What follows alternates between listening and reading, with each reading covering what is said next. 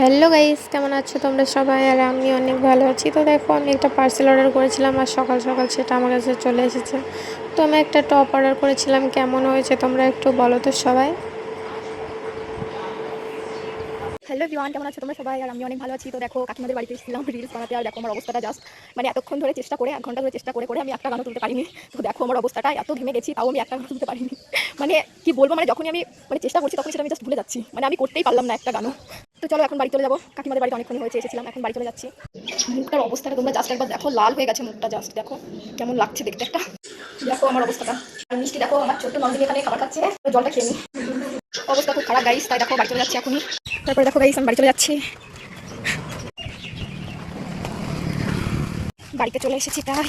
অনেক দূরের রাস্তা না, তবু মনে হচ্ছে কত দূর। আর তোমাদের দাদা ভাই আমার উপর রাগ করেছে, কারণ এখন 2:26 বাজে আর এখনো সকাল থেকে আমি কিছু খাইনি, তার জন্য আমার উপর রেগে আছে প্রচুর। তো চলো দেখি। দেখো গাইস, আমাকে না দিয়ে আম্মাকে খেয়ে নিয়েছে এরা সবাই, আমাকে একটু দেয়নি। দেখো গাইস, আমার উপর প্রচন্ড রাগ করে আছে, ভীষণ রেগে আছে আমার উপর। দেখো ঘুমানোর অ্যাক্টিং করছে। তো ভালো থেকো সবাই, সুস্থ থেকো, টাটা। এখন বিকাল হয়ে গেছে, সবাইকে শুভ বিকাল, টাটা।